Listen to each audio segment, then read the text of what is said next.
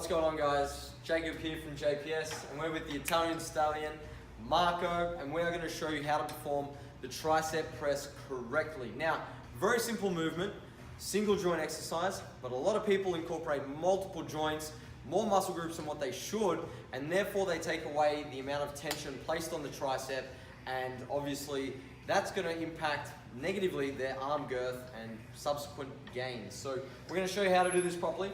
Here's how most people perform it initially, and this is where we see a lot of issues. They round at the shoulders, the upper traps get involved, they start moving at the wrist, flexing and extending, using their forearms, they'll be bouncing on their toes, moving the hips and all sorts of silly shit like that. I said I was going to keep these PG rated, but screw it, we'll throw in some swear words, a little bit more entertaining.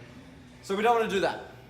Whilst we can't ever isolate one single muscle group, because obviously other muscle groups are stabilizing and performing other roles, we want to ensure that we're placing a maximal amount of tension from the external load onto that target muscle group, obviously in this case being the tricep through flexion and extension. Now, what we're going to do to make sure that we do that is set up correctly. So with the setup, we want a slight bend of the torso, we want to retract and depress our shoulders. We want to start with our elbows back behind our torso, so we get a big stretch through the triceps.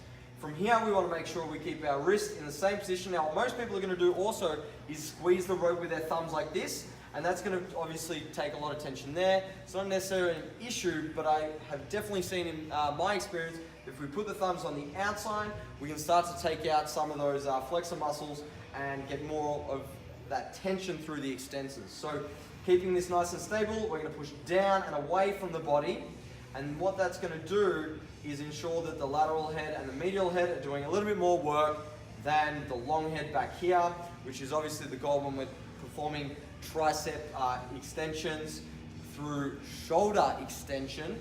Now, keeping the tension through the tricep is obviously key, and we want a full range of motion, which means coming right up, lots of flexion all the way to the chest, and then pushing down, minimal wrist involvement, and that's how we perform the tricep pushdown, whether you're using a rope or a V-bar or a simple straight bar.